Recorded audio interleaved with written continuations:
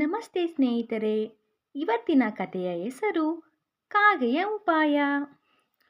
ಕಾಗೆಯೊಂದು ಸರೋವರ ದಡದಲ್ಲಿದ್ದ ಮರದ ಮೇಲೆ ತನ್ನ ಹೆಂಡತಿಯೊಂದಿಗೆ ವಾಸವಾಗಿತ್ತು.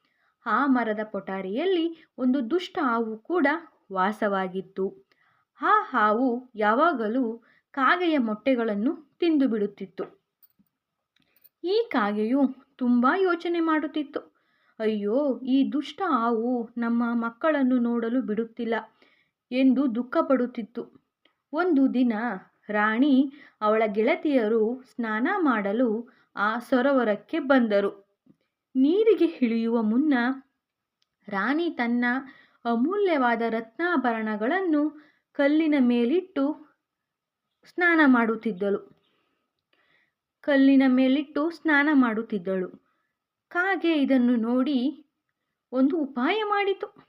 ಆಗ ಅದು ಹಾರಿ ಬಂದು ಆ ಆಭರಣಗಳನ್ನು ಕೊಕ್ಕಿನಿಂದ ಹಿಡಿದು ಆ ಹಾವಿನ ಪೊಟರೆಯೊಳಗೆ ಹಾಕಿ ತನ್ನ ಗೂಡಿಗೆ ಹೊರಟು ಹೋಯಿತು. ತನ್ನ ಆಭರಣಗಳನ್ನು ಕಾಗೆ ತೆಗೆದುಕೊಂಡು ಹೋಗುತ್ತಿರುವುದನ್ನು ರಾಣಿ ನೋಡಿದಳು. ಅವಳು ಜೋರಾಗಿ ಕೂಗಿಕೊಂಡಳು. ಆಗ ಕಾವಲುಗಾರರು ಓಡಿ ಬಂದರು. ಏನಾಯಿತು ಮಹಾರಾಣಿಯವರೇ ಎಂದು ಕೇಳಿದರು.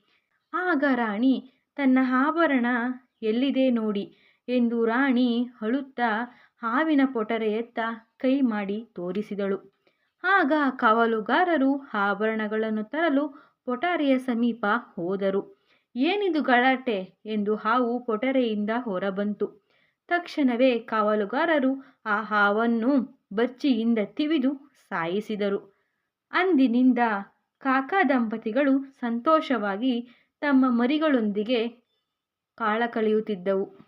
ಈ ಒಂದು ಕತೆ ನಿಮಗೆ ಇಷ್ಟವಾಗಿದ್ದರೆ ಲೈಕ್ ಮಾಡಿ ಮತ್ತು ನಮ್ಮ ಚಾನಲನ್ನು ಸಬ್ಸ್ಕ್ರೈಬ್ ಮಾಡಿ. ಧನ್ಯವಾದಗಳು.